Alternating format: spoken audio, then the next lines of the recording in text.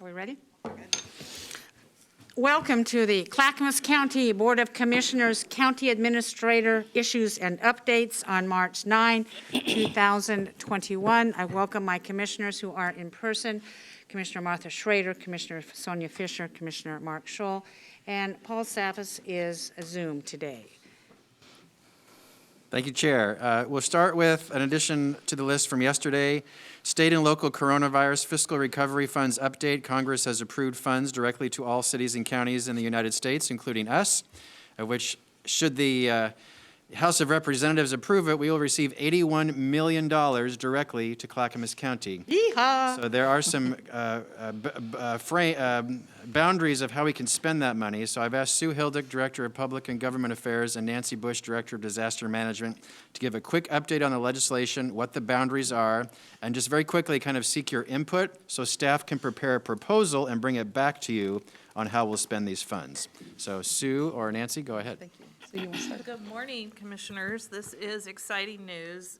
We're talking about the American Rescue Plan Act of 2021, which is working its way through Congress. There still needs to be a House vote coming back, with the bill coming back from the Senate, which should be no later than tomorrow. So we're sorting out what's in it. It is a treasure trove of supports to the American people, and certainly, for the first time, a significant amount of funds to counties, which we greatly appreciate. So I could go through section by section, but I won't, but we can get you that information. But let me hit three highlights that I think affect us deeply. And the overall size of the package is $1.9 trillion. So this is a significant infusion of funds. There are significant broadband investments in the package. And as the bills get finalized, we'll want to watch that and see if we can hone in on some of our goals for broadband there. There is, as Gary mentioned, $65.1 billion specifically for counties, which means for Clackamas County, a direct allocation from the Treasury. The Treasury Secretary will have the discretion on how to do that allocation, but they must give at least 50% in the first installment. However, it could be higher, it could be all 100%. It will be up to the Secretary. Just a note of comparison, Multnomah County is going to be receiving $159 million and Washington County $117 million. How can we spend the money? The bill makes clear that funds should be used for local economic recovery purposes, including assistance to households, small businesses, and nonprofits, assistance to hard-hit industries like tourism, travel, hospitality, and an infrastructure investment. And remember, this is sitting on top of most of the federal support programs also getting additional funds. So programs in housing, child care, WIC are all in the base bill going to get significant amount of funds. Also in the bill is a local assistance and tribal consistency fund. This is new. It's $1.5 billion in direct flexible aid to public lands counties over the next 2 years, which we are one. The Treasury has again been tasked with developing a distribution formula, so that's going to be an additional source of funding. And then finally, there was a significant addition to the bill by Senator Wyden, who inserted a clause that will be similar to, but not the same as, Secure Rural Schools funding. And here's what we know. This will replace Secure Rural Schools funding for the next 2 years, and this is an item on our federal agenda, just to remind you. Mm-hmm. The funding formula will change, and we are learning what that means, but the funding will focus on areas of poverty and forest counties as well. Clackamas received roughly $1 million per year in recent iterations of SRS funding. That's not a guaranteed amount in the new iteration without knowing more about the formula, but we are expecting that will be an increase. I think those are the major things. I guess the one other thing I might say is for the average family, we're talking about almost $7,000 in federal support through the various pieces of the bill, through earned income tax credit, the child care tax credit, stimulus payments, and some of that's going to be paid early before they have to file their taxes next year, so that there will be support coming in periodic payments July to December. Thank you. Sue, I would like and send to the board too more details if you have them. I do, I have a very, well, Yeah, 15 send that out. If pages you of could, NACO detail I will yeah, send to if you two. could Yeah. send that out, we'd appreciate it. I will do that. I'm sure we all want to know how we can spend the money. I understand we have a lot of businesses and people who, and how do you hand it out? I mean, that's just going to be a tremendous effort. Nancy, are you Yeah, wanting to talk yeah. about that? Yeah, I want to just add a couple of things to that, because one of the things I was looking for in the bill that I have not found, it is not retroactive. So everything that we actually put into the dollars into has to be moving forward from what I have seen so far. When we had the CARES Act come down, there was a retroactive piece to that. I have not found that here. Maybe But- that's a change that needs to be made in the House. I'm sorry? Maybe that's a change that the House of Representatives could do for us, And it since this could. started in the It could. Senate. Yeah, because it's not done yet, but I've been looking for that, just because there may be some things we paid for that we might want to take some of the dollars to do that, but it doesn't seem to be available as of yet. But some of the larger buckets that we're looking at, of course, is, this is also to respond to the public health emergency with respect to COVID and those negative economic impacts. So we would want to take a look at that, see what we're going to be needing in the future for vaccine. There is separate vaccine funding that public health is receiving. So for this piece, it would be some other things that money is not covering. Also, there's a clause in here for response to workers performing essential work during COVID-19. There's some parameters around that, but that is something we should consider as well. And then, of course, government services to extend the reduction of revenue, which is property or income tax through the public health emergency, et cetera. And then also other necessary investments like water, sewer, broadband infrastructure, which Sue has also talked about. So those are kind of the large buckets that I think we might be looking at in the future. There's a lot more when it comes to some of the other funding and how it's kind of intertwined and how that will be. I have a concern, thank you, I have a concern going forward on this. We know we've been here for a year. The county has incurred costs, we will continue to incur more costs as we try to set up clinics and distribute the vaccination. Sue, I maybe think a call to Summit Strategies is in order. And board, if you agree with this, let me know, to ask them if they would lobby our delegation in the House to make this retroactive, in that we have a lot of hurting people from what's happened in the past. We also have some bills, I assume, to pay in the county from the past, and just present that and see what happens. I mean, it can't hurt. Yeah. And we're paying these people to do this, to watch out for our best interests. Right, I am happy to make that call. I do believe from a process point of view, we've missed that window. It's already coming back after reconciliation, so I think that they are simply doing an approval vote, but I'll check. Check if retroactivity is involved in that. So it's COVID-related expenses, correct? Yes, ma'am. I think we have a lot of those. Yeah. Yeah, we do. Yeah, we do. Okay. Commissioners, Commissioner Savas has his hand Mr. raised. Savas. Yeah, Sue, thanks for your presentation.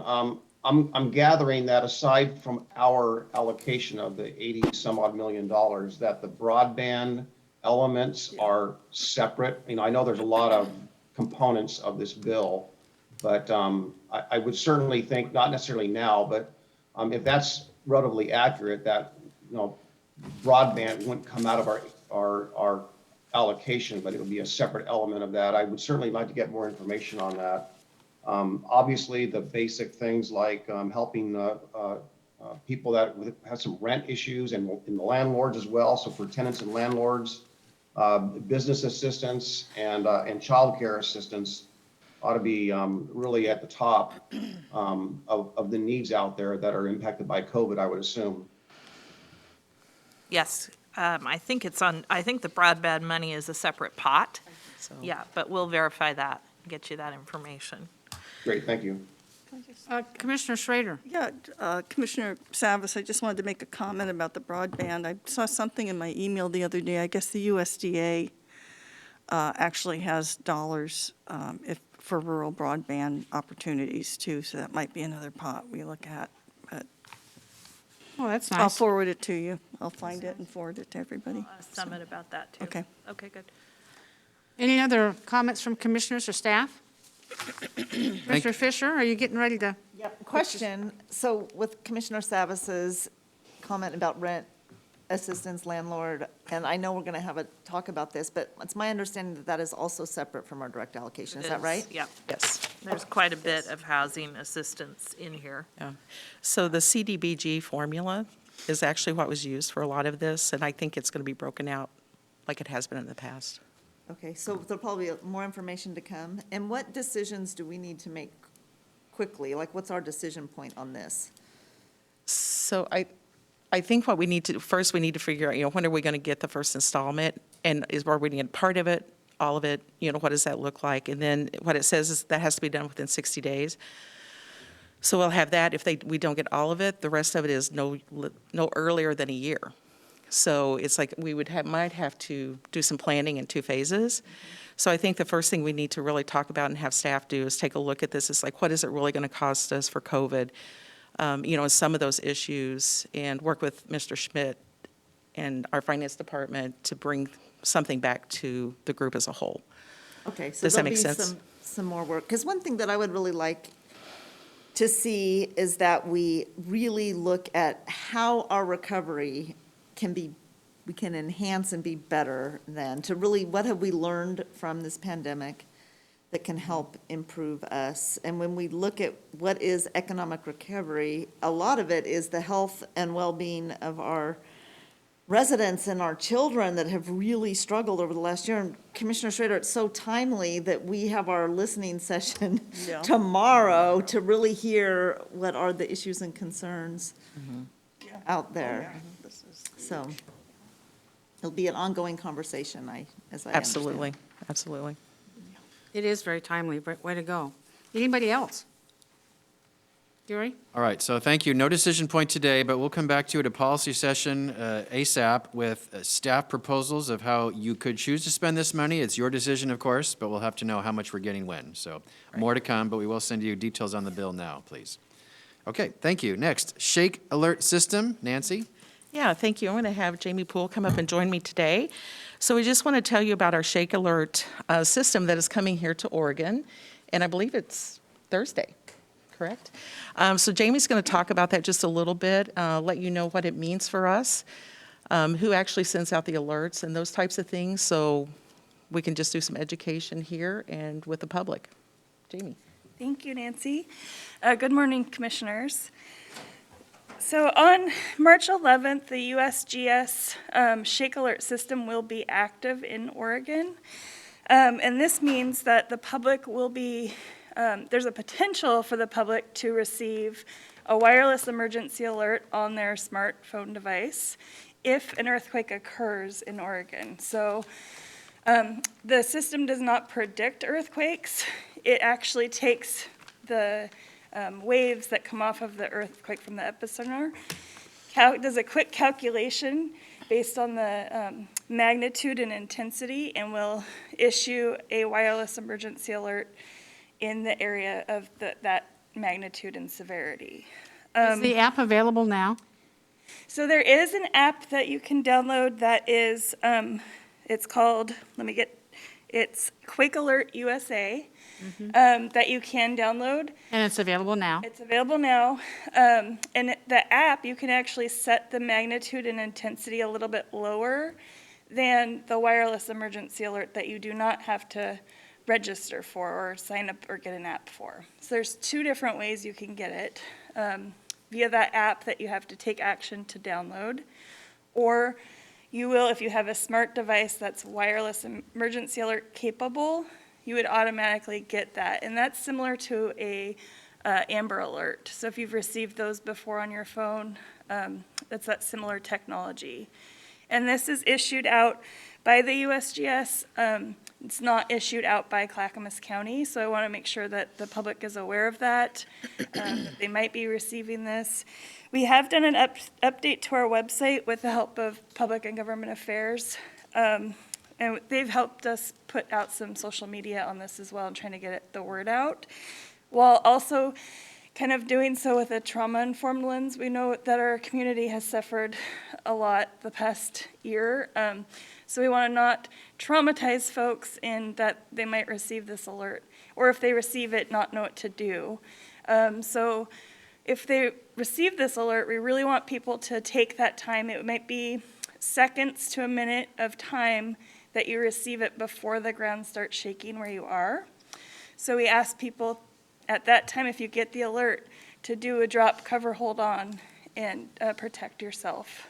Okay, so let's be clear on this, what this app does, and I can understand there's going to be a communication problem. Yeah.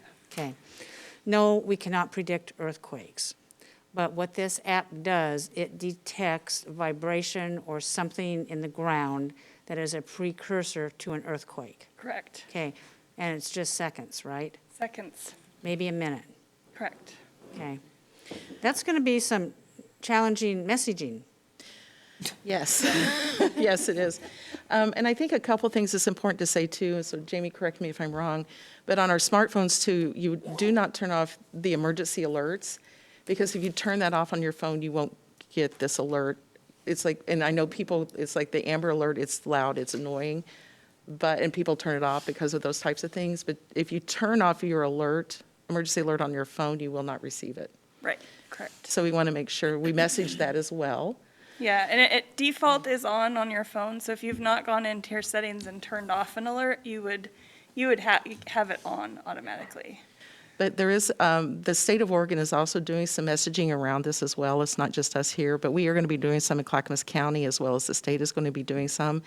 And I'm sure most counties will be doing their own messaging as well.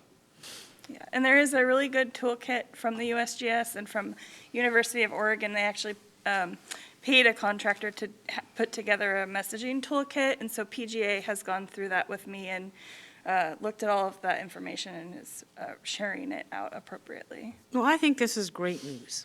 I think it's wonderful, actually. Yeah, and I'd just like to say too, is from all the things that we've just occurred, especially with the ice storm, thinking about your personal preparedness, this is just another tool in that toolbox. So want to be aware of it and know what to do if you get that alert. That brings up another question.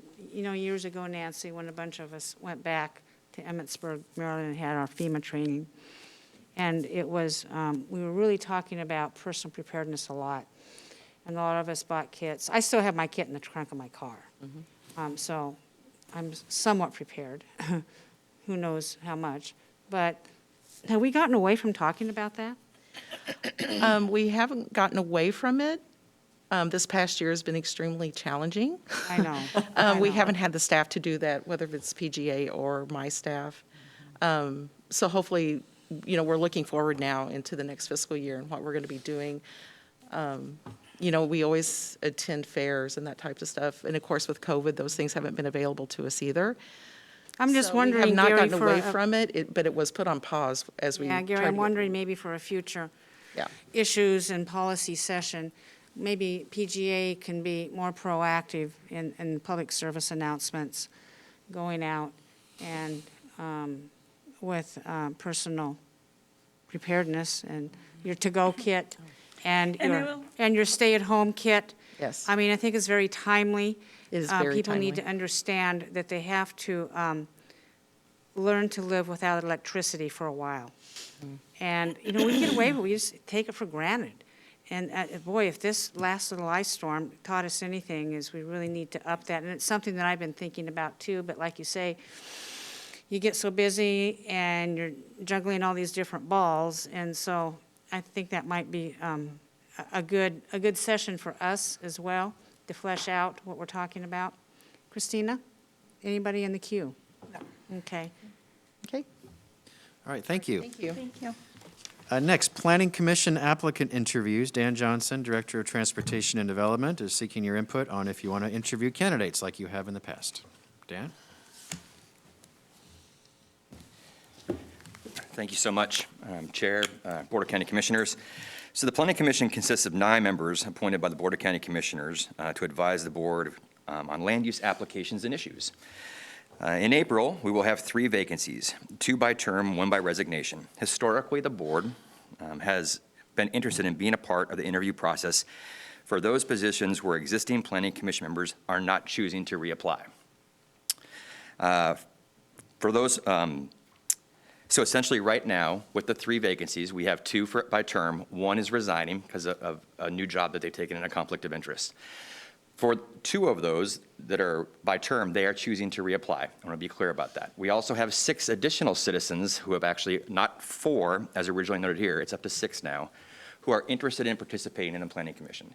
So I apologize, I don't have 2 questions for you. I actually have 3 questions for you to make Go sure ahead, we're clear Dan. about what the board would like to do. 1, does the board wish to have representation on the Planning Commission interview process? I would. Board, what do you want? I think it's a Yes. good idea. Okay, I think that's unanimous. Perfect. Second, which board members would you like to participate? Can't be more than 2, 2 maximum. I would like to, There- Paul and I think, want to do it. Yeah, I would love to do it, thank you. Yeah, and I would too. Thank you. And I have, pardon me, the final question, which isn't in your packet, and I apologize for that, but I just want to make sure we have clarity on it, because historically, when we have planning commission members want to reappoint into it, the board wasn't involved in those interviews. They were simply involved in new members coming to vacant positions. Do you wish to be a part of all the interviews, or do you wish to simply be a part of the vacancy interview you have for the I wish person to that be a resigned? part of all interviews. Paul? I could go either way. And I'm going to take a look-see, figure out what that's going to look like for me as far as scheduling. But at this point, just talk to Emily for Yeah, meetings. we can work with MLA and figure out that, and work Right. with Drenda on your side, Commissioner Savas. Okay, that's all I got. Very good. Commissioner Savas has his hand raised. Yeah, Commissioner Savas.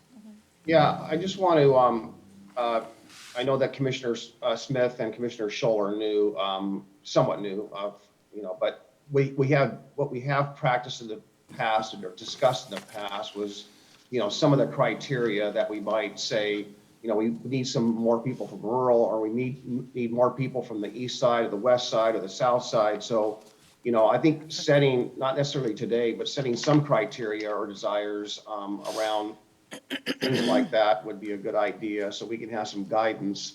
I think that having geographic representation and, because most of the planning commission work that is done inside the unincorporated areas versus the cities, that people that reside in the unincorporated areas should be giving priority, because the cities do that on their own. And also just the geographic balance between, again, the south part of the county, the east, west, and so on. So I just wanted to throw that out there. Good idea. Thank you, Commissioner. Okay, next, wildfire building permit relief. Dan will also present. Go ahead, please. So immediately following the wildfire event, staff engaged the Board of County Commissioners about how best to assist those who have been impacted by the wildfires to return to some form of normality in getting back to their residences. If you recall, and it's in the information provided by staff, there were about approximately 62 residential structures. That includes stick-built and manufactured homes that were impacted by the fire, and about 200 accessory structures, pole barns, shops, things of that nature. At the time, staff presented a number of options to the board, but it was determined that our focus would be on establishing a community concierge and expedited permit review service to assist in these folks getting back as quickly as possible. Essentially a rapid permitting process. In fact, we actually have standards in place if folks have applied with a permit within a certain number of years, we don't require them to reapply, we just issue their permit again, and they are good to go and they are done. Recently, staff received a request from an individual impacted by those fires to waive those fees that were building permit fees that were collected by Clackamas County. With the change in the board, staff felt it was appropriate to raise this question and see if the board concurs with the prior board's direction, and if you want or would like to implement some additional relief. What we've given you in this packet is a summary of possible reductions that we would be looking at, and also cost impacts for waiving those fees that we have. I want to make sure a couple things that are clear. One, there are varying approaches. Marion County waived fees, Jackson County did not. Building services We do, through that process, collect pass-through fees, like to the state of Oregon. We would not be waiving those. Essentially, we would still be collecting those if they choose to reduce the fees for our local building permits. Next, this resumes building permit fees only. There are electrical, plumbing, a variety of other fees that are collected. Some people already have gone through the permitting process. We'd have to look at a refund for those folks. Equally important, we would want this connected to solely those properties impacted by this emergency declaration and verified through the debris work that EOC has done to date. So DTD has worked hand in hand with EOC to go out, do debris analysis. We know what houses burnt down. We know what accessory structures burnt down. And going forward, make sure that we're tied to that solely.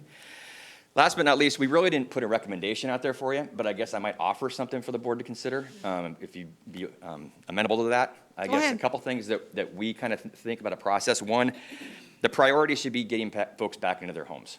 And so be it manufactured home or a stick-built structure. And so if there were to be a fee waiver, we would propose you limit it to kind of those two areas. Again, clearly associated with the wildfire and the emergency declaration, so we have to verify it against the debris estimate that we got, or the debris work that's done through EOC. Last but not least, we would suggest that it's sunset by June of 2022. That gives time for folks to come in here and get their permits by a certain time. So why do we remove the accessory structures? We feel like accessory structures are really hard to track, and they will last a long time. And the concern is there's no real way to put a limit on what those impacts would be to that particular department. Keep in mind, these are building permit fees. They are dedicated funding. They are actually pretty healthy right now. They raised we had budgeted or assumed in our budget approximately $2 million, and they have raised over that in building permit fees this last year. Our permitting revenues have been kind of through the roof. There's a lot of stuff going on. Money's free, people were building stuff. So we don't think there will be a big financial impact to this department should the board wish to go forward with 100% or a 50% reduction on stick-built and manufactured homes if you wish. With that, Okay, so you're, okay, there's a couple things here. First of all, building permit fees only, not electrical, not plumbing permit fees. That's currently what's in this document right now. We can Okay. expand that should the board wish. And I imagine if you added those in, the impact would be quite significant. It would be greater. Okay. I do like this proposal. So are you asking us, Dan, just for the single-family residences and manufactured homes and not the outbuildings? Correct.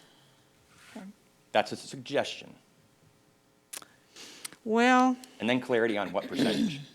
now, somebody who's built several outbuildings, those fees are not a lot, unless, of course, you want to have wiring. But you can have wiring in an agricultural barn if you're running lights, for instance, correct? And that's not an additional encumbrance. Well, I don't know. Martha and I went out and reviewed a lot of these sites, and some of these outbuildings had businesses in them, and people's livestock were in them, and their livestock is probably to them as important as their home, as their people. That's just the way it is when you're in the rural area. And, it has feed and hay and everything else you need to go along with that. And, it takes care of your implements, your tractors and your tools and everything else you need. Board, I'm inclined to do single-family residence, manufactured homes, and outbuildings, but I would like to hear what you think about that, and I do appreciate this coming forward. Commissioner Scholl. Yes, Dan, for somebody who lost their home in the fire, would their property insurance pay for the permit? And two, for the average permit, if we waive the building permit part, what is the amount of savings for the average home that was destroyed out there? Thank you for those questions. And yes, that came into consideration with the board when we spoke about this last time, because essentially their insurance would be covering the permitting costs associated with this, and also we had the expenditure on our side. So that was a thought and a discussion we had at the prior presentation. What you'll see in your packet, for example, in single-family residential, that is kind of a weighted average. So when we say $4,500 for the current building permit price, That is a general approximation of what, and there will be higher and there will be lower in that discussion. And if you look at, the 50, and again, I put estimated in parentheses there. See that where it says, it goes at the top, structures, number, and I worked with EOC to kind of get an idea, how many are manufactured homes and how many are stick-built. That number still isn't super clear, but we approximated about 50 residences and about approximately 12 manufactured homes that will be out there. And you can see the manufactured home price is much, much less. Sure. So will they be getting reimbursement from their insurance for the amount of the building permit? They will be, as a part of their package, they should be getting permitting costs associated with that as well. Okay. Yep. But have you ever made an insurance claim on your house? Well, it's not as easy as you think. Oh. And unless you have certain provisions in your policy, so I had my roof blow off in 2017. We had a freak storm where the 100-mile-an-hour winds were detected off of Mount Hood, and they came from the east, and they swooped over to the top of Meadowbrook Hill. God, there goes my roof. Woke up one morning. It happened at night, and I had to fight my insurance company to have replacement costs of my roof, and I was not asking for the whole house. And it was a hard-fought battle to get them to replace my roof on the south side and not just patch it. And they tried to deny me my coverage, even though I have replacement costs listed. So just because you think you have insurance, I tell you, it's going to be hard. Now, maybe the attitudes are different with the catastrophic loss of a home. I would hope to shout that they would be, that the insurance companies would come in. But unless you have full replacement costs, I mean, I don't know. I haven't heard any stories, Dan, about how insurance companies are paying out on this. I'm not going to say that I think it's totally automatic, but you never know. Commissioner Savas? Yeah, that was exactly the line of thought my question was based on. So I think that we ought to make it as easy for the victims of the wildfire as we can. So whether that is a deferral of the fees, Dan, until the insurance sorts that out, but I think that we ought to put some boundaries on that. In essence, that for example, maybe someone's insurance won't pay for 4 or 5 months. That shouldn't delay their construction or their application. So I'd like to somehow accommodate that, but also if they have a deductible, that maybe our policy, if it's clear enough, and is clear enough for the insurance company to discern that they're only eligible for costs that the insurance company does not pay for, and that again that opportunity is deferred. That we work with our residents, taxpayers, property owners to help them as best as possible. So I wouldn't want to see our taxpayer dollars going to something that the insurance company should be rightfully paying for. So that's what I would recommend, not for us to work out the details, but maybe for staff to figure out how to accommodate that and make it as easy again for our residents who are victims of those wildfires. Gary, you have a comment? Well, just, Dan, could you discuss the financial impacts in general? If these fees are waived, do you have money in your budget to cover this? Is this a reimbursable FEMA expense? How will you address that? I have to check with EOC about the reimbursable FEMA expense. I doubt that. There is money this year to cover this to a certain extent. It can't be an extended process. That's why we put the June 2022 on it. I also want to clarify, there is no general fund dollars going into subsidizing this. Essentially, it's a waiver of fees of dedicated funds that go into the building permit, into the building fund. Dan, I would think it would be troublesome for your staff to go check on people's insurance policies and have, I mean, that is just, I would think that would end up costing us more than what you have listed here if staff has to go back and 6 months check and see and have somebody think in 6 months they're going to pay the county back something that was paid for by their insurance company. I mean, who's the police on that? I'd have to think deep about that. I don't because know I guess what you mostly find out is you find people who are underinsured. Yes. And that's the problem they have. And so when you talk about, if it's full recovery, full replacement, that's one type of policy versus the underinsured, which is just a simple dollar amount they may have out there. Oh, And they absolutely. underinsure themselves. And so I don't know how you would disseminate, if you get a lump sum of dollars of $250,000 to do a replacement for your house, and how do I disseminate what is associated with permit fees and what is associated with, hey, I need clothes, I need things, I need items, I need my life back. I'd have to think about that, Commissioner Savas. Thank you. Are there any other comments from commissioners on this? Chair Smith, I have one question. Yes. Dan, if this were approved, are there any other building permits out there that have resulted from damage to somebody's home by a natural disaster like flooding or soil erosion, who also might say, hey, wait a minute, my home was affected by a natural disaster. What about a building permit reduction for me? Is that going to be a problem? That's why we are very clear with the verbiage that we shared with you, which is that it has to be a part of the emergency declaration associated with the wildfire event. Because we have a handle on the number of homes that are exactly impacted by that, and we have data that we can correlate to them coming in and getting a new permit. Thank you. Commissioner Fisher? Yeah, I'm just concerned about us using public tax dollars in waiving fees. They're not when- tax dollars. What, They're not tax well, dollars. we'd be waiving fees that, you're right. Public, but it would be money that would come to us as a government entity. Thank you for that clarification. If there is another source of, insurance dollars, and I know that the state of Oregon has attorneys that have been made available for wildfire victims, and I know there are other attorneys that are on standby doing pro bono work if people are having trouble with their insurance. So I see that you said that recently staff received a request from an individual impacted to ask to waive. I'm wondering if we could do this as an as requested when other resources aren't available. I mean, I'm personally aware of people that lost manufactured home that didn't have insurance, or like a mobile home that was on a piece of property, just gone.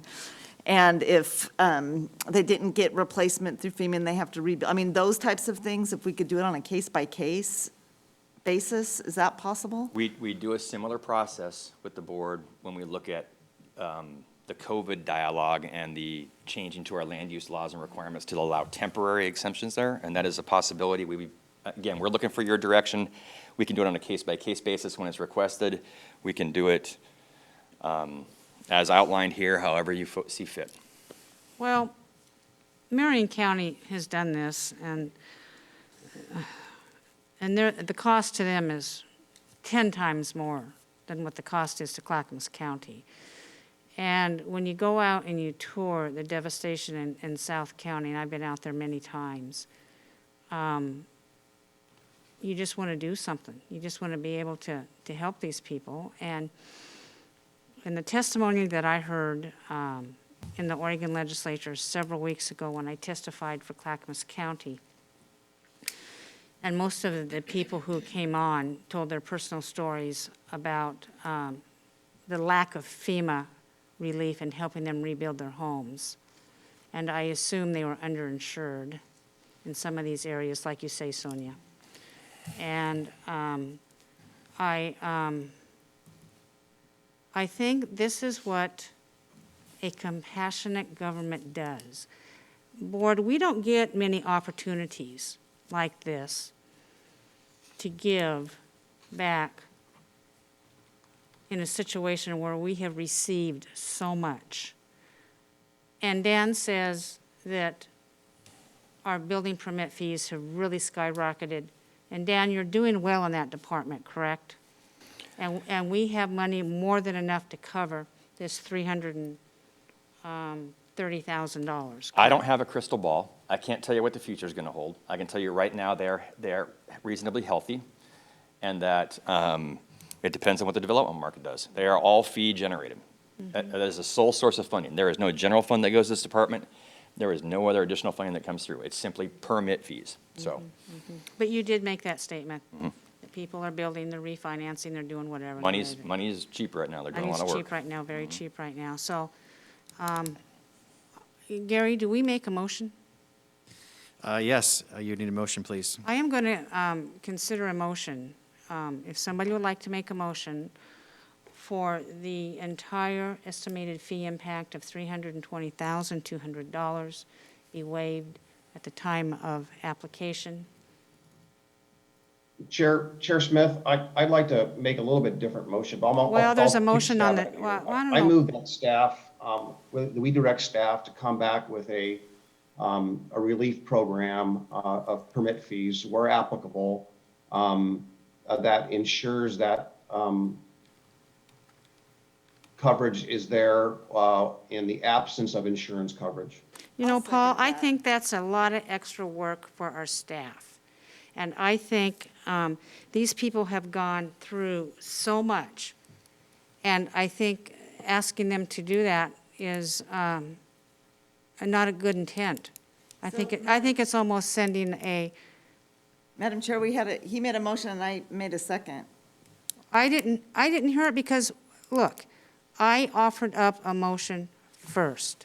And I said, I will entertain a motion that we pay that the entire $330,000, or not pay, but a fee waiver. And Commissioner Savas said he wanted discussion on that. No, that's not what I said, Chair.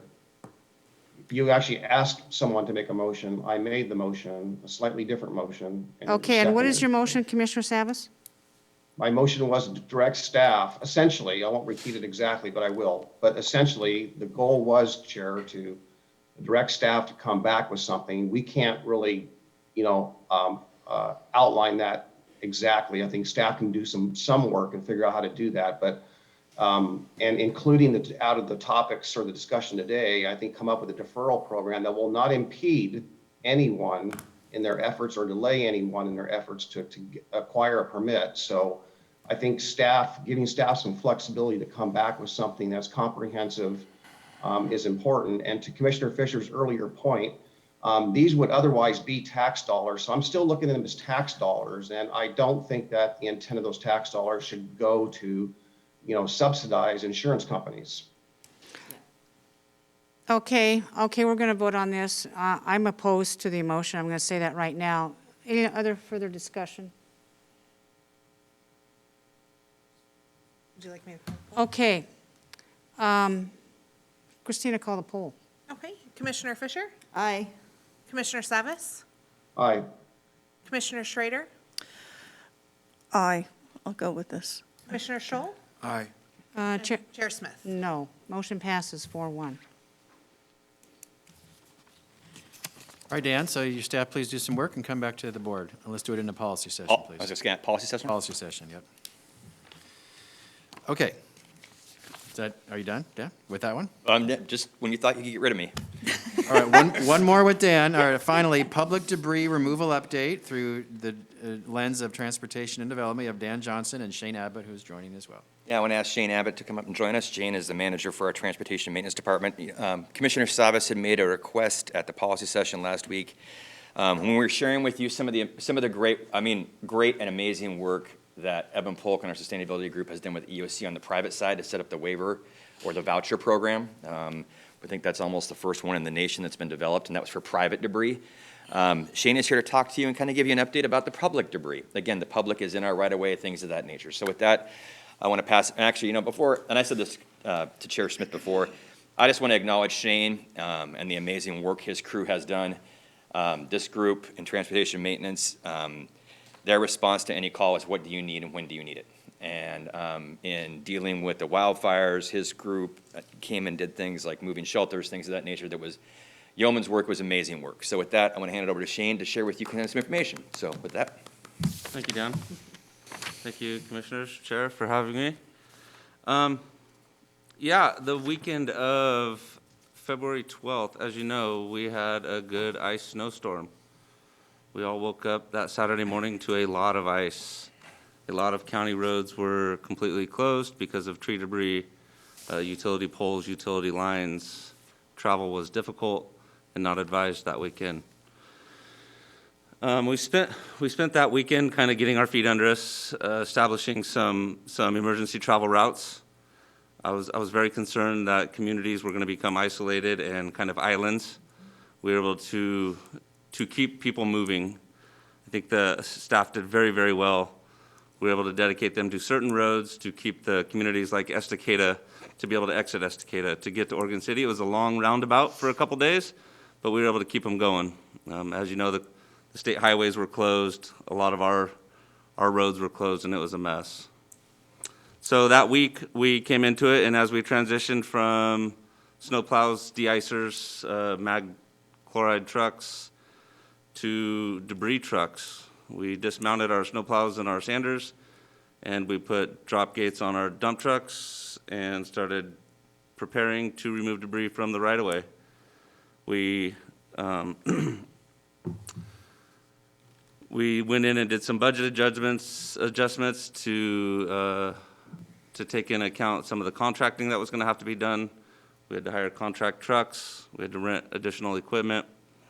We had to authorize some additional work from our contracted landscapers on roads like Sunnyside and Sunnybrook. And we started loading debris.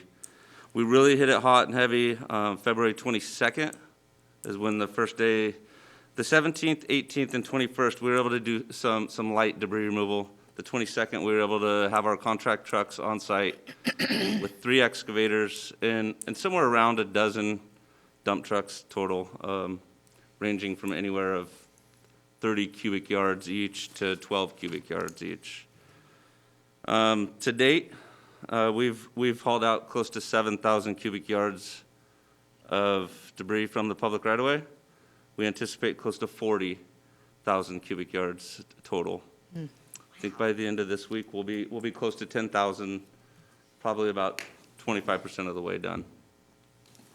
All of this debris is going to our stockpile, our Barton stockpile, and when we get close to completion, we will bring in a contracted tub grinder, which will help us reduce the debris into some sort of a wood chip or hog fuel, and then we can figure out what we're going to do with that.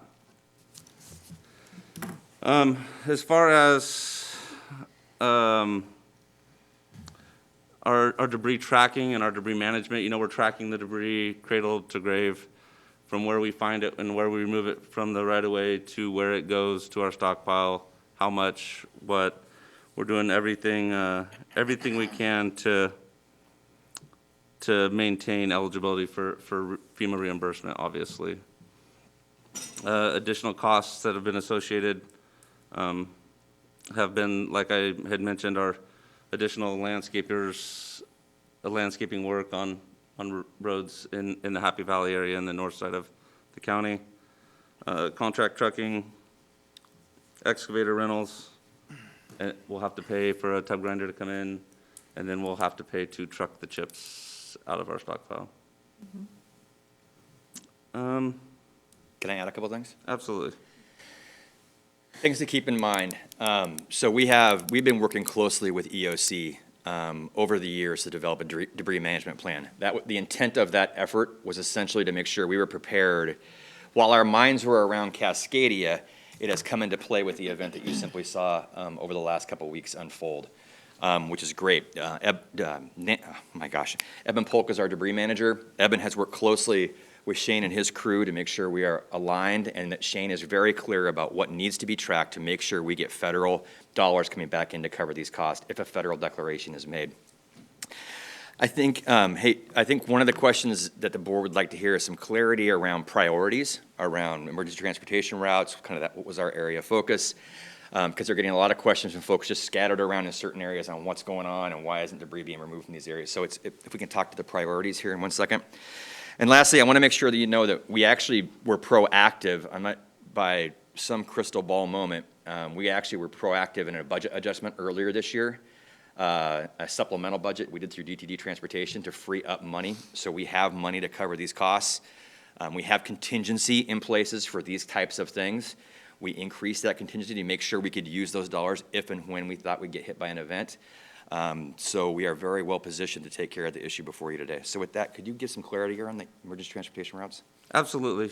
So we've really been concentrating on, like Dan said, our emergency transportation routes, which are not only roads that lead to hospitals and sewer plants and things of this nature, but they're also roads that connect a highway to a highway or a main thoroughfare to another main thoroughfare. They're arterials. They're major arterials. They're minor arterials. And they're not all of our arterials, but they're the ones that we're concentrating on first. And we're making good progress on them. And from there, we will get the rest of the arterials. But our emergency ETRs are definitely our #1 priority. We've started in the north section and central section of the county, as it appeared to be hit fairly hard, and there's very little room for debris to be cut and tossed or set aside in the north side of the county and the central county. And some of our more rural residents, I think they kind of appreciate us waiting for us to come in there and start hauling that wood out of there. I think they're finding good use for some of that wood, and I've actually had more calls from people in the rural county asking us to just kind of work our way that way and give them a chance to cut their wood out of the way that's salvageable, rather than take it for recycle. So it's made sense for us to start in the north central side of the county. We've kind of expanded our way to Wilsonville now. Wilsonville Road should be done today. We only have one road that's still closed to through traffic, and that's Clackamas River Drive. Debris should be removed, woody debris should be removed from that road by the end of this week. There's some fairly large root balls and small amounts of dirt that needs to be cleared. There's still a lot of utility work being done on that road, so it just doesn't make sense to open it to through traffic yet. Was that road damaged by chance? It's kind of a repeat offender road. Yeah, I know, I've been on it. We have landslide issues along that area in certain areas. We've got debris down in certain areas. It just was, we were dealing with a landslide issue, I think, before the ice storm even came. We did. It was more of a mud and debris flow. The road itself is not damaged though, Chair, from what I've seen. Go ahead. I'll add one more thing. I mean, it was, when you're going through this discussion around, we had a lot of talks that weekend. Those were good talks, Shane. Some highs and some lows. But the discussion around Shane's ability to kind of assess the situation, we made the call that our people can take care of it. Our people can do it versus hiring contractors, bringing everything in. They were working 24-hour shifts at one point in time. They switched over to longer day shifts to get efficiency with the light changing times. And they have been doing yeoman's work. Just the knowledge and the understanding about how to set a debris site up, what the costs are going to be, what the liability is going to be, things that our administrator needs to know in making the difficult financial decisions he's making. Right now, no general fund is going to this. I should make sure we're clear about that as well, because it's all public debris. So, Shane, I really want to appreciate the can-do attitude that you and your staff have had, and it's just been wonderful. A little question, and you don't have to answer it. You know, I don't know what comes before the cart or the horse. PGE were not able to get their restore power to our homes unless the trees were taken care of. So who's responsible for the trees? Did the county road crew have to come in and remove the trees so then PGE could come in? But I also know PGE can remove trees too. So how did you coordinate those efforts? Great question, Chair. PGE was very busy, as were we. We made it a point to find a way to communicate with PGE. I was able to get a hold of some really good PGE contacts. Of course, county road crew can't go in there if there's power lines in the way. PGE can't go in there to fix the power lines if there's trees in the way. Right. We found a way to communicate, and that was kind of the message that I was sending in my discussions with PGE is, rather than your linemen spend a whole bunch of time clearing trees to get to the power lines, and rather than us waiting to clear trees because of power lines, how do we come together? And they actually dedicated a couple of employees to come with us, our road crews, make sure that the power lines were grounded with their grounders. I'm sure that's not official, but I'm going to call them grounders. That's okay. So that they would ground the power lines, because if somebody's plugged in their generator to their house and it's backfeeding the power lines, even if the power's dead, it becomes very dangerous. So we don't cut trees, normal operation. We don't cut trees off of power lines or around power lines, or any kind of lines. We don't decipher the difference between power lines and communication lines. If there's lines involved, we typically stand down and it becomes a PGE thing. this was so overwhelming that we couldn't sit on our hands and wait for PGE to do everything. So PGE gave us some linemen. They were able to ground the wires. We were able to get trees thrown, communicate their priorities, where they needed to be next, along with our priorities. How do we keep certain roads open, these ETRs that I'm talking about, these main travel routes. So with some coordination, I think in hindsight, there is definitely room to go from good to great in that kind of coordination and those kind of discussions.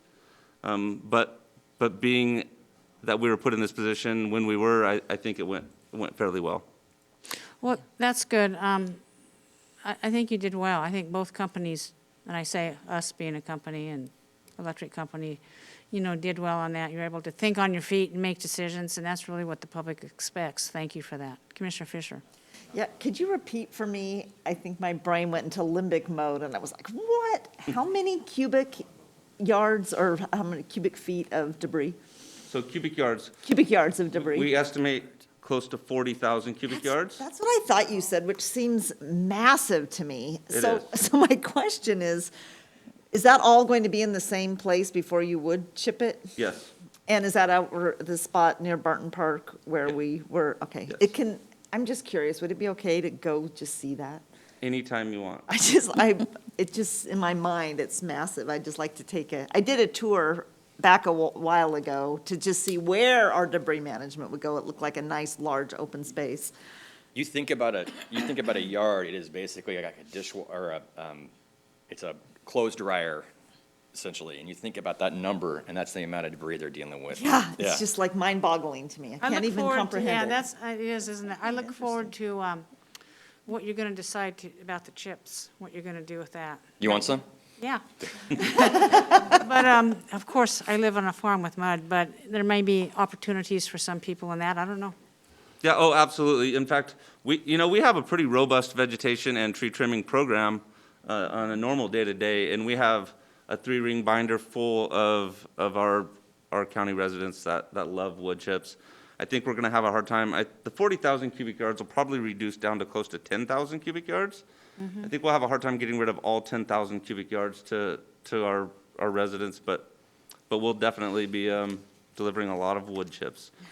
Already in our hand chipping crew, we're getting 60 to 80 cubic yards a day delivered to people as it is right now. That's wonderful. Thank you very much. We haven't even touched on the hazardous hanging limbs. The crews have been removing hazardous hanging limbs every single day. We've removed 50 to 70 hazard hanging limbs in the last 2 weeks. And there's more out there that we just happen to stumble across. Sure, sure. Those are another one that's keeping us Yeah, thank busy. you for that as well, and just a wonderful presentation. Thank you for coming. Commissioner Savas has his hand Commissioner raised. Savas. Yeah, Shane, I just want to compliment you and recognize your hard efforts. Dan frequently has mentioned during this ice storm, your yeoman's work, and want to pass on my compliments and gratitude with your staff as well. I do know that, there's a lot of work out there still yet to do. We've got on our shoulders of the road, which are sometimes bike lanes or where pedestrians walk. There's still a lot of work to do all around the county. Do you have any kind of a rough idea as to when you might be able to have a handle and completing your work? Is that like a couple months out, or what does that look like? Holistically, or bike lanes and ped paths? I guess Bike lanes and not- shoulders. well, both. I mean, I'll just say both. I think we'll have substantial completion on our arterials, our emergency transportation routes. Probably, I would say another 8 to 10 weeks. As Okay. far as bike lanes and curb roads, much, much sooner. I think we only have 5 to 10 roads left. We have close to 100 roads that have bike lanes on them. I think we might have 5 to 10 roads left that need a little bit of hand clearing, and we're currently working on that. As far as local neighborhood roads, that's going to be a different plan and a different conversation once our main through roads are clear of hazards on the roadway, on the shoulders of the roadway. Great. Thank you so much. All right, we'll move on. Thank you, Shane and Dan. Next, Commissioners, rental assistance program update. We have Rod Cook and Brenda Durbin. So Commissioners, the county received $14 million, or actually $12 million in federal CARES Act dollars for rental assistance back in December. You were briefed on this on January 12th, and honestly, I forgot all about it. So I asked staff to come and brief you that you received this money and how staff is going forward to spend this money related to the federal guidelines. So Rod, would you like to kick it off, please? Yes, good morning, Chair Smith, Commissioners, Administrator Schmidt. We're here today, as Schmidt mentioned, to review the process to distribute newly allocated federal and state rent assistance funds. And we have our resident expert, Brenda Durbin, here to walk us through it.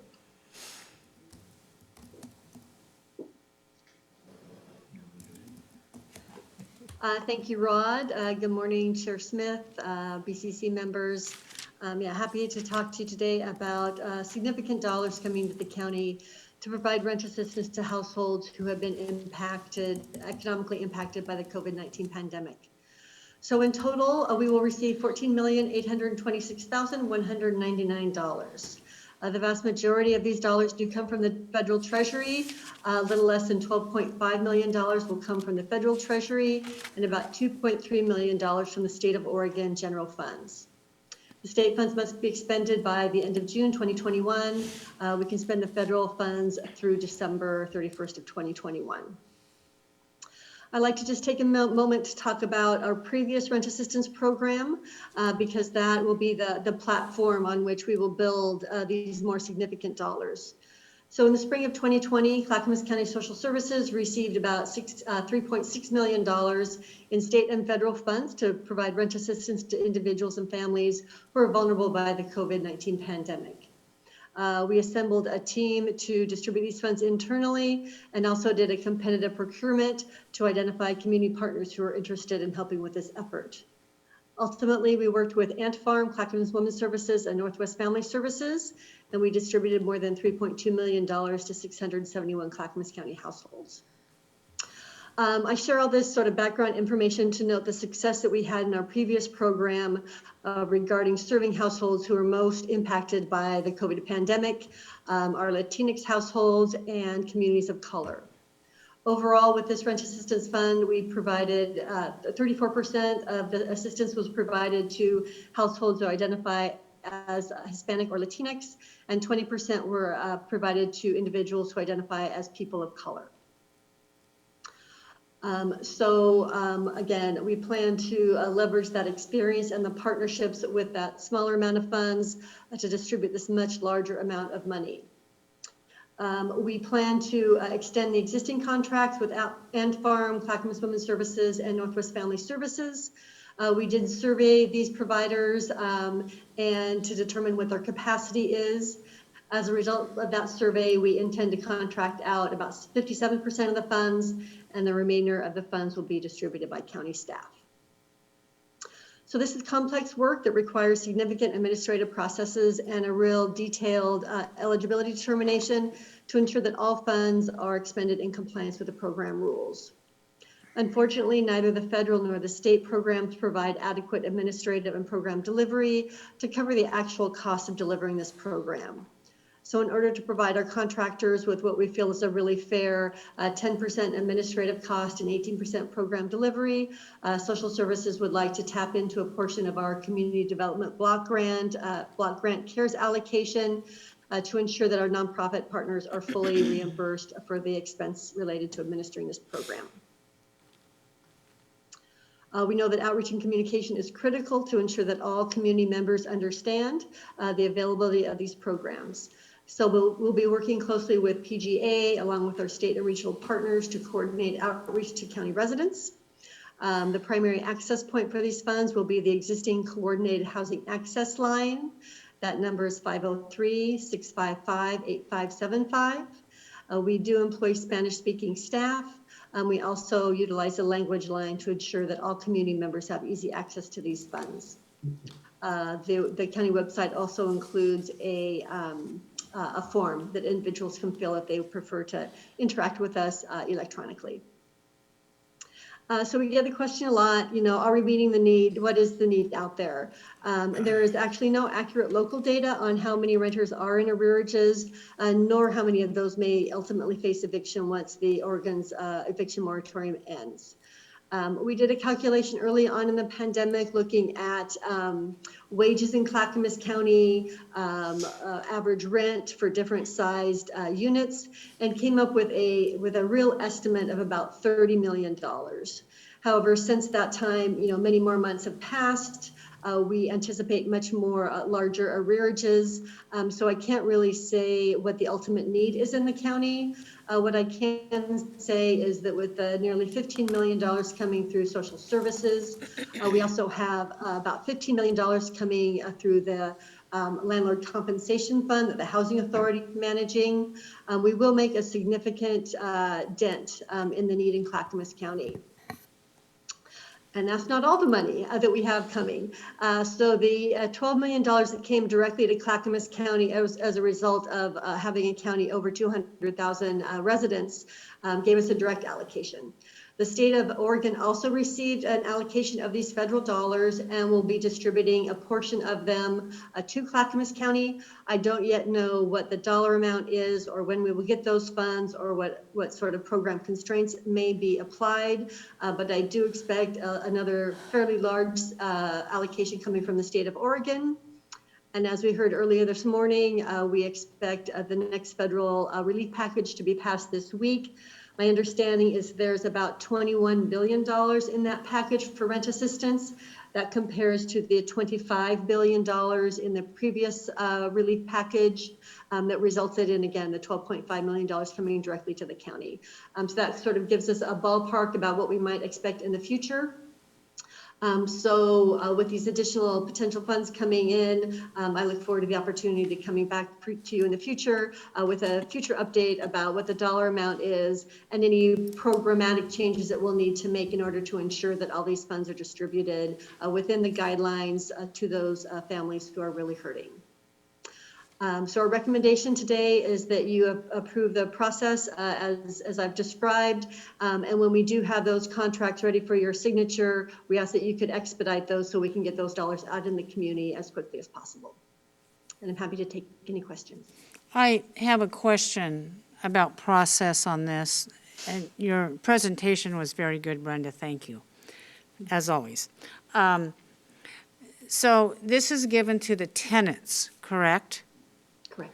And that, Well, no, I'm sorry. It's given to landlords on behalf of their tenants. So we don't give money directly to the tenants. The money is given to the landlord. okay, because it says rent assistance, and I was concerned about that the rent is indeed being paid.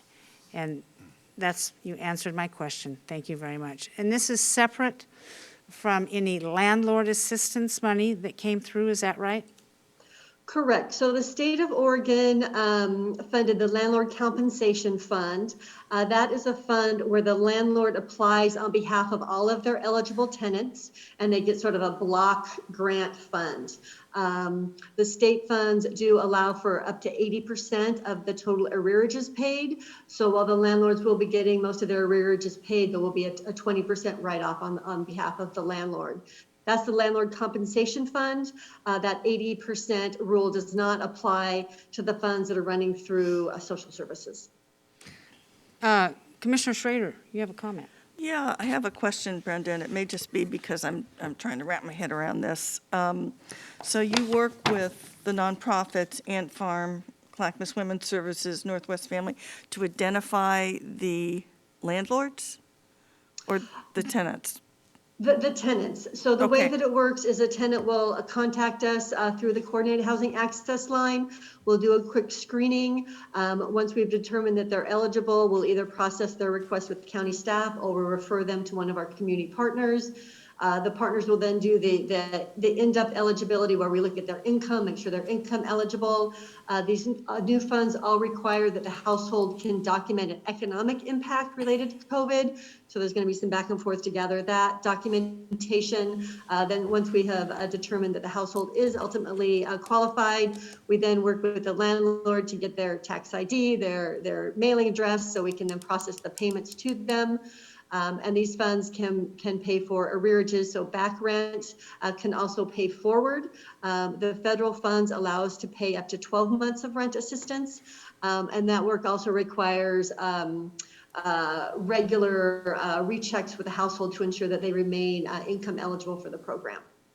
Okay, the reason I'm asking is when I look at the ant farm, that's mainly a youth program, isn't it? When I look at it, horticulture, I was just looking them up, I kind of get Clackamas Women's Services and Northwest Family Services, and I've always supported the ant farm, but it's mostly arts, youth, job, skill development, so how does that fit in with the housing piece with this? I know they have a farmer's market, sustainable practices, so what's the nexus with that? Sure, thank you for that question. So the ant farm has really stepped into new territory. In addition to working with us through this rent assistance program, they also have a contract with Public Health and the Oregon Health Authority to do some of the contract tracing and the supports for people who are in quarantine and isolation. So AmFarm has really expanded the scope of their business operation, and I'll tell you, they have been an amazing partner. They have done great work. Their paperwork is excellent. They do a good job documenting, and they have really deep connections with their community. So this is a new line of business for Ant Farm, and one that, again, based on their performance in the first round, they really excelled at. Okay, and again, mostly they are the main conduit for the contact of the families, that you're not doing additional outreach as an internal organization to locate landlords, tenants. It's really all through the nonprofits. It's a combination. Okay. So the nonprofits can directly assist community members that they already have relationships with, and they will also be working with households that access the county through that coordinated housing access line. So we will be working with PGA and regional partners to promote the coordinated housing access line. So everyone knows when, if they've fallen behind in rent, there's one number to call for easy access to these funds. And that's a 24-hour service then, right? The line is open for 24 hours or just working hours? Yes. Unfortunately, due to the volume, we're not able to answer calls live. So yes, someone can call us anytime. They will get a voicemail. We will respond to their initial voicemail, just letting them know that we've received their call. Part of our proposal is to expand staffing for the coordinated housing access line. So we have approval for the new positions. We're working through the process to get those posted. So over the next month or so, we will increase the frequency with which we can get back to folks. But right now, folks do need to call that line. Give us a little bit of patience as we get back to them, and then we can process the request. Okay, thank you. Brenda, something has occurred to me. When you give money to the assistance to the nonprofits, do they pass then 100% of that along, or do they keep some for their operations? Yes, they definitely need to keep some for their operations. So our proposal is that each nonprofit receives 10% for administrative costs. This is things like cutting the check to the landlord, all that back office work, ensuring that the documentation is correct. So when we come out and do our quality assurance checks, everything is in order. And then they're going to get 18% for program delivery. And program delivery is our term for that sort of personal interaction with that household in need. So again, these are not necessarily, one-time transactions. There's back and forth as folks get us the documentation. Maybe it's not exactly the right documentation. We need it in a different format. And then, of course, we also look at these individuals holistically. So maybe they come to us for rent assistance, but they identify some other needs. We'll do some information and referral to make sure that any other needs that the household has, we try to cover. And one thing that I did not mention earlier is that the federal funds can also pay for utility assistance. So we'll be working with the renters to identify any other bills that they have that are perhaps past due. If they're responsible, their rental agreement means they're responsible for the electricity or the heat or for garbage. All of those expenses are eligible through these funds. So that, again, requires additional staff time to make sure we're capturing all the need and ensuring that, for the extent as possible, we can help make some of our utilities whole as well, because we know that a lot of the utilities are sitting on rather large arrearages, as well as we know the same is true for our landlords. Well, that's good. So for clarification, you said 10% for administrative work and then 18% for program delivery, correct? And that's 28% Yes, that goes to the nonprofit to put out this money. yes. Thank you. Commissioner Savas has his hand raised. Commissioner Savas. Yeah, in the interest of time, I know that we have a luncheon at noon and I have a transportation meeting at noon, so I'll be as brief as I can, but I just want to share my gratitude and please pass on to all the staff the hard work, the extra work you have all been doing. Rod, Brenda, to your staff. I know that the red tape, if you will, all the processing is an extra workload, and I know that you all been working really, really hard with your staff. So I just think that you ought to be recognized for that hard work. And I know that DTD and emergency everyone is just given the extra lift, extra effort in these emergencies that we've been dealing with. So I just want to do that shout out and appreciate your presentation. Thank you. Thank you, Commissioner. I really appreciate that. It's been a tough year, and I could not be more proud of our team, the way we have stepped up time after time. It's really makes me very proud to be associated with Clackamas County. Thank you. Commissioner Fisher? Yeah, so I'm looking ahead. These funds need to be used by the end of December 2021, and we are going to be receiving Here Together dollars as well. Has there been thought about how we are streamlining referrals through that process so that we make sure that the COVID go with these COVID dollars and the Here Together rent assistant goes with the Here? I mean, Commissioners, I really appreciate your comments, but we have a lot of work to get done by noon, and I know I think two of us have appointments that. Okay, well, we can talk about this offline. Yeah, if you, Sure. so if we can have more conversations on the aside, we need to take action. Sounds good. On We'll this talk later. particular item. There's a recommendation. Gary, is that the form of a motion? No motion for this, just if you're okay with the staff plans, kind of a head nod of approval. I think we are, Commissioners, correct? Anybody against it? Okay, good. What's up next, Gary? Great, thank you, Brenda and Rod. Next, legislative update, Sue Hildick and Chris Lyons from Public and Government Affairs.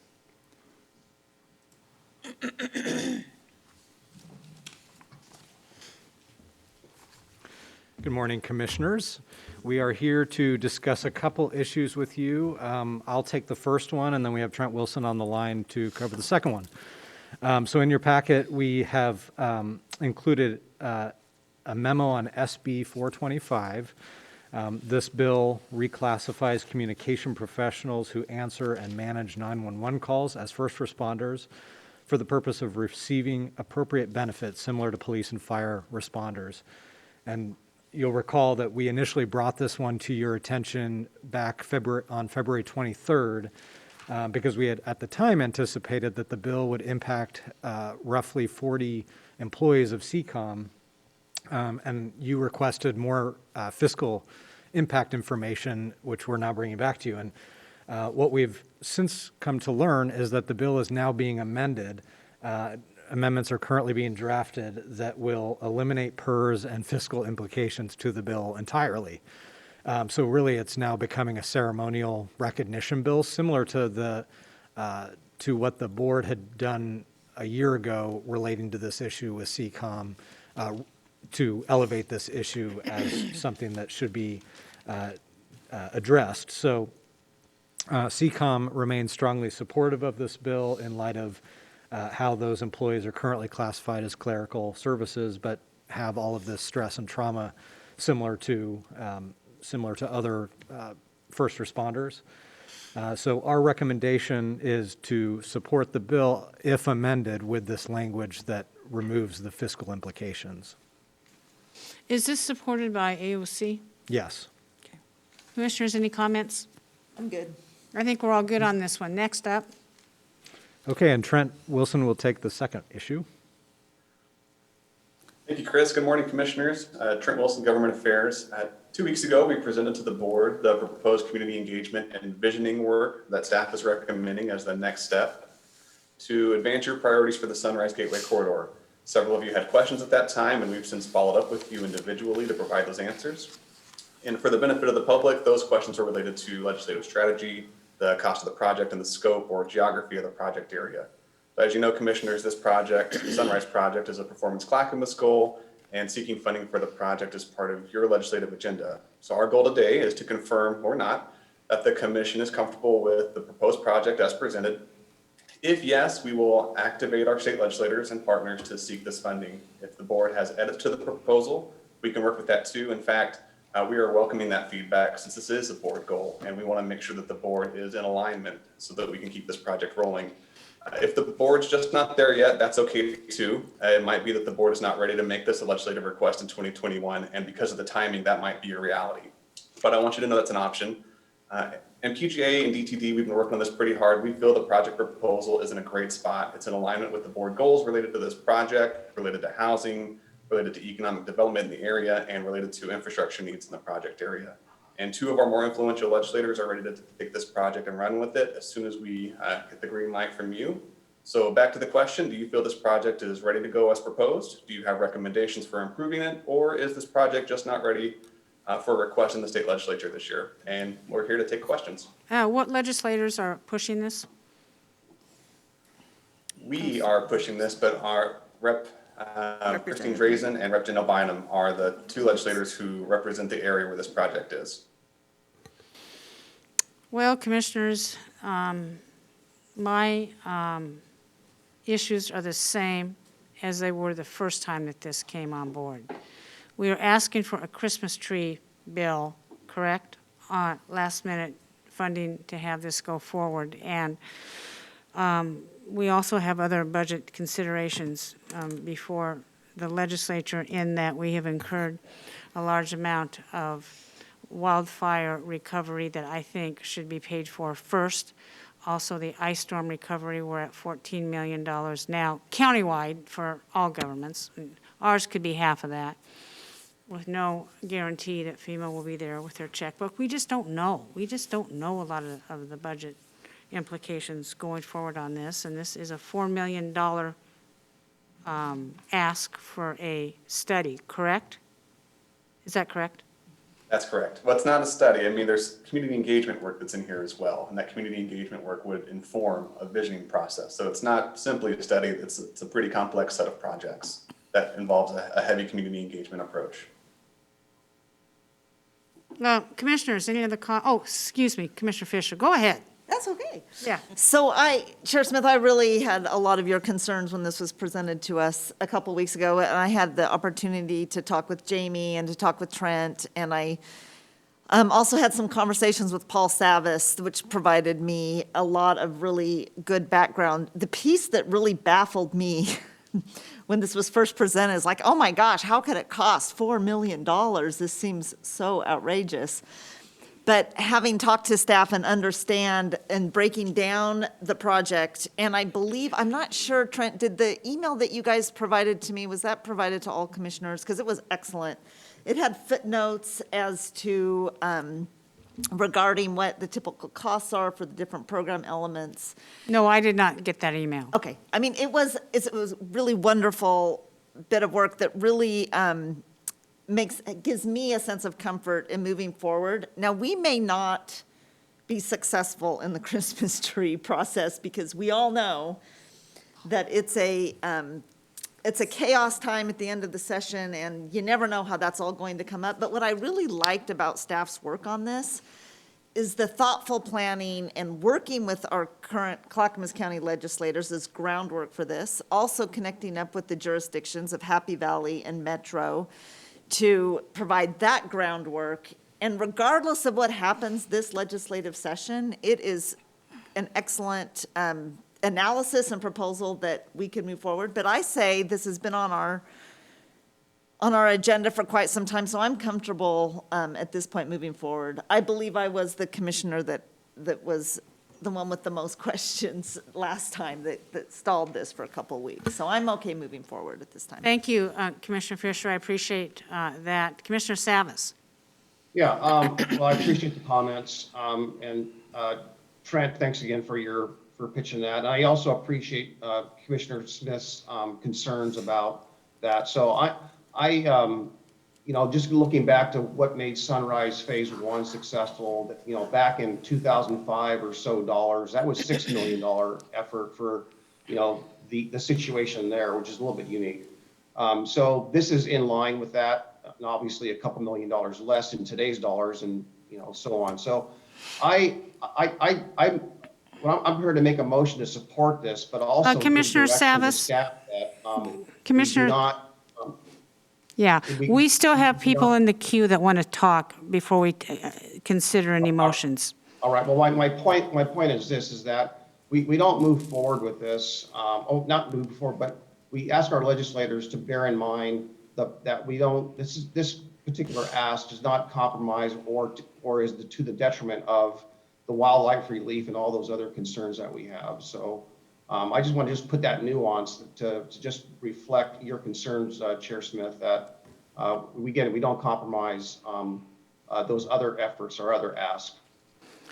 I'm going to make some more comments, but Commissioner Schrader's in the queue. Yeah, the reason why I've always supported this is because East County's it's our highest growth area, and for me, it's an economic development issue as well. If you don't have the infrastructure there, if you don't have the roads, if you don't have all of that set and ready to go, it's really going to stymie, I think, one of our highest growth areas where a lot of our employment and jobs land, hopefully is going to land. So, plus I've been having done this, like I said, I mean, I'm long in the tooth with this. It's going to be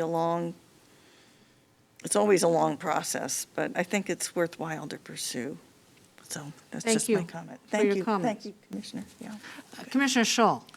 Yes, the Sunrise Gateway progress is critical. If this engagement process is going to expedite the end state of getting it done, I support this. I don't think a motion is necessary. I think you have your answer to go ahead and support this. I'm going to say that I'm very mindful that we're going to need legislative support on more dollars, and maybe we can get more dollars. I mean, in 2005, when Commissioner Savas mentioned we got $6 million, we didn't have 3 natural disasters in 11 months. And please, commissioners, we need to start thinking that in an overall viewpoint and not zero in on just one program ask. We need to be mindful of that moving forward. Okay, is that clear, staff?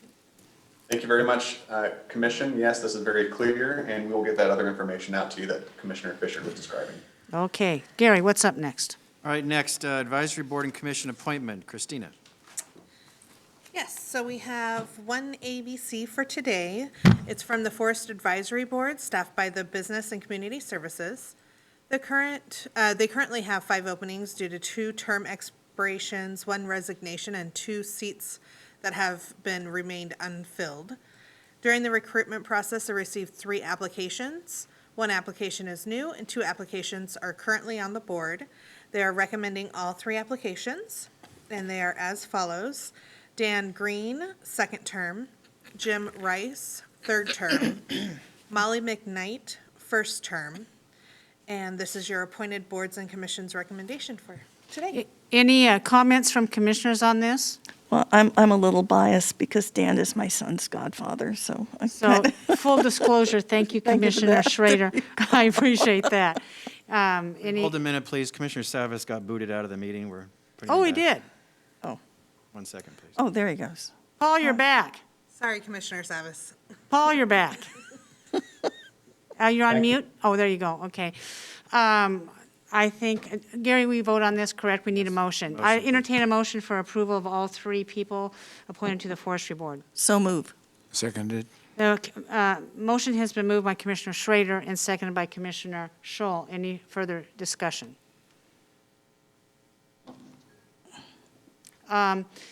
Commissioner Fisher, we have a motion on the table to approve the 3 board members. Thank you. We're going to take a poll now. Yeehaw. Aye.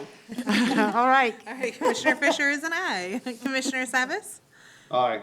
Commissioner Schrader? Aye. Commissioner Scholl? Aye. And Chair Smith? Aye, motion passes 5-0. Gary, what's I'm up going to next? jump ahead to request for consent agenda. I think we can do this in 20 minutes, but that's entirely up to you, commissioners. But Yep, staff, go for it. you have to be really, really quick. So again, these are seeking your approval to put these items on your consent agenda. First, transportation and development, approval of a supplemental project agreement with Oregon Department of Transportation for the Southeast Johnson Creek Boulevard, 79th Place to 82nd Avenue project. Total cost $2.4 million through the funding resources of ARTS funds, Community Road Fund, condition of approval permit, Clackamas County Development Agency, County Road Funds, no general fund. Thank you so much. Clackamas County obtained a grant to implement safety improvements on Southeast Johnson Creek Boulevard from 79th Place to 82nd Avenue. The safety improvements include adding a signal at the intersection of Southeast Johnson Creek Boulevard and 79th Place and constructing a raised median curb to the roadway from 79th Place east that will restrict traffic turning right in and right out at Johnson Creek Boulevard at Fred Meyer. A total of 43 crashes were reported at this location from 2011 to 2015, and the location is one of the highest ranked crash sites in Clackamas County. Essentially, this agreement commits both Clackamas County funding for full fund the county's share of the project and ODOT funding to full fund the state's share of the project. With that, we request that we put this forward to the consent agenda. Is that a go, commissioners? Yep. Looks good. Next. Great, thank you. Next, Housing Authority of Clackamas County. First is a request for a public hearing on proposed 2021-2022 Housing Authority of Clackamas County Annual Plan, which includes $16 million for Section 8 voucher funds, $1.8 million for public housing funds, and $1.3 million in capital grants program funds. No general funds involved. And just a public hearing coming up at a later date. Yes. I think we're good with that. Right, commissioners? Do you want to hear from staff, or are you okay just to move forward? No, we don't need to hear from staff now in a hurry. Very good. Next, Housing Authority of Clackamas County. These are consent agenda items. First, matter of writing off uncollectible accounts for the third quarter of fiscal year 2021, $4,675.94 in total collection losses. Who's here from staff? Is it Jill Smith or Rod Cook? Rod Cook. Okay, Rod, anything to add? Just that, just as a general business practice, HAC writes off debts after 90 days of collection efforts. I think you've mentioned all the other pieces to this. Okay. So this is a loss of 4.6 million, is that what you're saying? 4,675. I read that wrong. Holy cow. I'm sorry, Rod. Okay. Oh, that would have made me go, oh. Yeah, I was thinking, what are you talking about? Okay, thank you. Any other discussion on this? Okay. Okay, next, approving delegation of budget authority for fiscal year 2021 to 2022. No funds involved. Rod? Yes, the delegation of budget authority has been updated to include 2 additional staff, Joe Vins and Vahid Brown, and authorizes these staff with authority to approve expenditures at or below the listed dollar thresholds. And I believe those are at the $150,000 mark. Any other comments on this? I think it's an okay. Okay, great. Next, request approval to apply for a grant for 50 new limited-term vouchers for foster youth to Independence Rental Assistance Program, maximum grant value $540,000, no general funds involved. Go ahead, Rod. Yes, and these funds would be used to assist foster care youth ages 16 to 24 who are graduating out of the system with rental assistance and wraparound case management for 36 months to help promote a path to self-sufficiency. HAC was awarded 25 vouchers last year, and there's a demand for additional resources to help homeless youth. Any comments, commissioners? That's a go. All right, next, approval to execute an intergovernmental agreement between the Housing Authority of Clackamas County and the State of Oregon, acting through the Oregon Housing and Community Services for the Landlord Compensation Fund Program. The Oregon Community Housing and Community Services will provide $15.1 million in program funds to Clackamas County. No general funds are involved. Rod? Yes, and this one is where HAC intends to work in partnership with OHCS to distribute funding to local landlords, many of whom HAC already has established relationships. Any comments? I think that's a go. All right, now to Health, Housing, and Human Services, also with Rod. Approval of a subaward agreement with the National Association of County and City Health Office to receive a grant award for the Climate and Health Adoption and Local Health Departments project. Contract is increased by $17,000 with funding from a grant award from the National Association of City and County Health Office. No general funds involved. Rod. Any comments? Yeah. Oh, sorry, Rod. Go ahead. Okay. This agreement would allow Public Health to work with Multnomah and Washington counties to update the Regional Climate and Health Benchmark Report, add a racial equity lens to the data collected, and develop a communication strategy plan. With increased occurrence of drought, extreme heat, and wildfires in Oregon, the need for enhanced monitoring of health outcomes is urgent. Any comments from commissioners? Let's go. All right, next, approval of an agreement with the Oregon Department of Transportation Rail and Public Transit Division for rural transportation funds for COVID-related operations for Mount Hood Express. The maximum fund would be $205,000. No match is required, no general funds involved. Rod? Yes, and the CARE Act provides emergency appropriations to support transit agency operations during the pandemic. These funds would be used to allow for additional capacity necessary due to physical distancing requirements and to cover cost of service and maintenance. Any comments about this? I see none. Okay, very good. Thank you, Rod. Finally, Tourism and Cultural Affairs, execution of a funding agreement with the Clackamas County Arts Alliance as approved in the fiscal 2021 county budget. A payment in the amount of $254,455 will be issued to the Clackamas County Arts Alliance. This was included and approved in the fiscal year 2020-2021 budget. This is general funds, all general funds, which goes to the Clackamas County Arts Alliance, and they in turn give funds to the Regional Arts, RACC, Regional Arts, Commissioner Schrader, what does that stand for? Regional Arts and Culture Commission. Council. Yeah. Regional Arts and Culture Council. Council. Samara, is Samara here? Samara, can you please give a quick update? Yes, so thank you, Gary. Thank you, commissioners. This is the formal agreement that we need to issue the funds that were approved in the budget for this fiscal year to the Arts Alliance. And so this meets, council has looked at it, finance has looked at it. This meets all of our needed process points to be able to issue those funds for the work that was identified in the budget as approved. So unfortunately, we did not have a standing IGA. That was the problem, the issue, no one's fault, but that's why we could not actually disperse the funds sooner. This is just to close that legal loophole to allow them to receive the funds that was budgeted for the current fiscal year. So do they report back to us on results and what they accomplish? They do, Samara, right? Correct, yes, they do.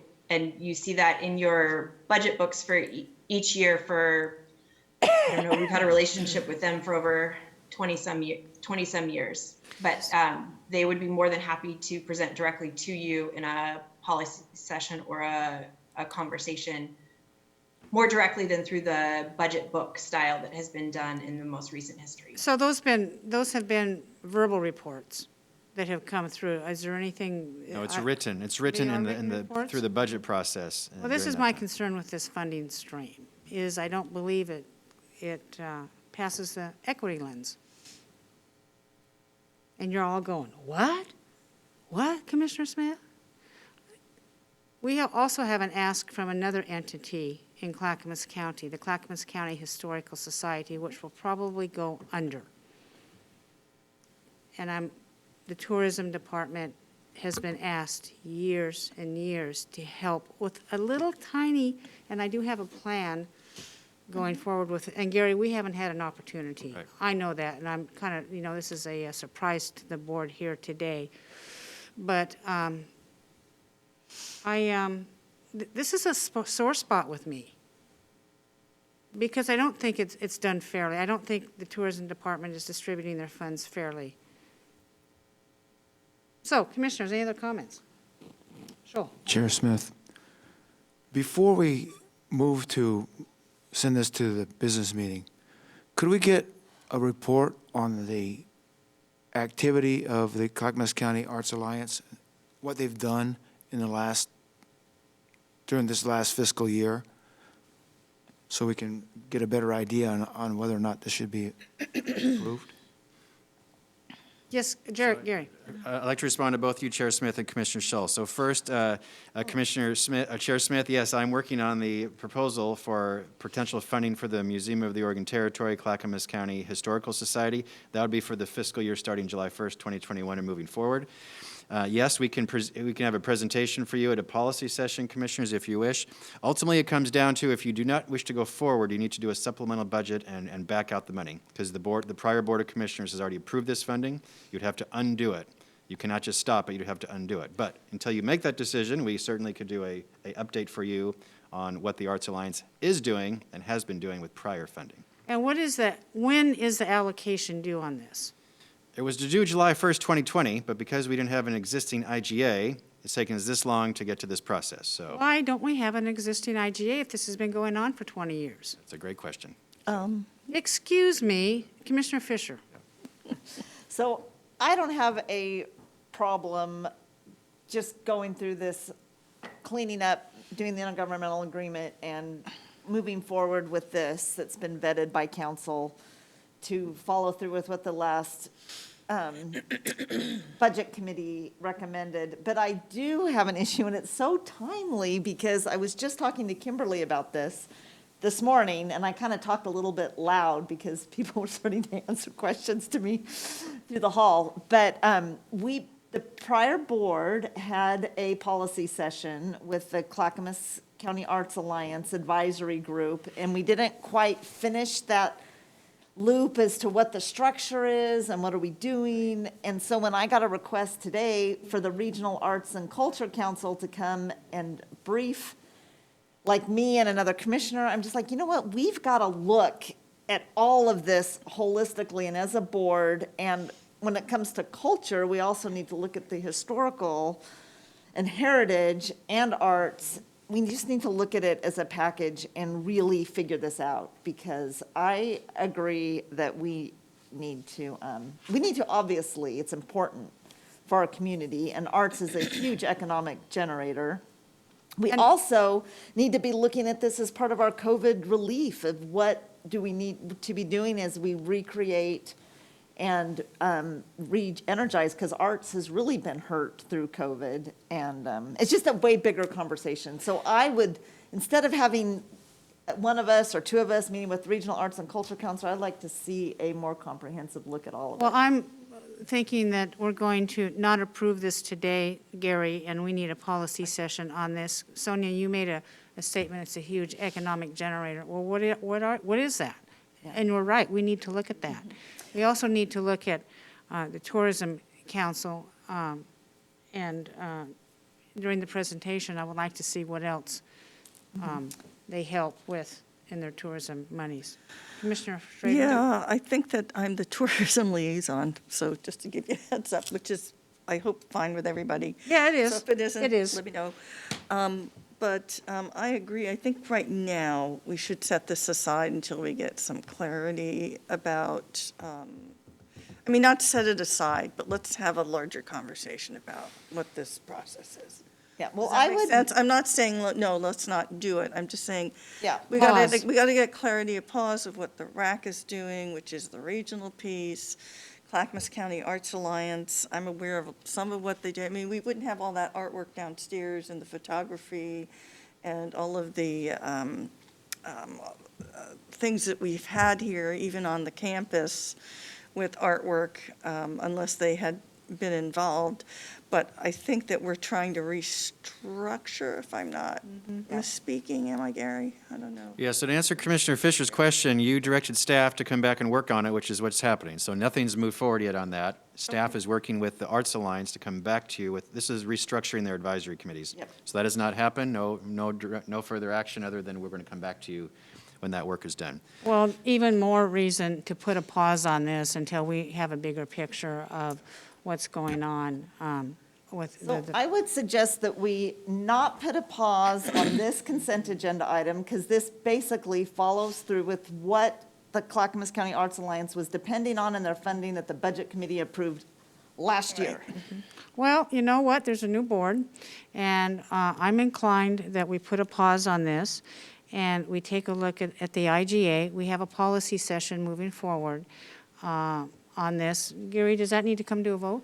No need to vote, so we'll schedule a policy session with the Arts Alliance and the Regional Arts and Culture Council, too, and we'll just do a full briefing with the board, how they've been spending this money, what their plans for the money are, and then you can make a decision at that point.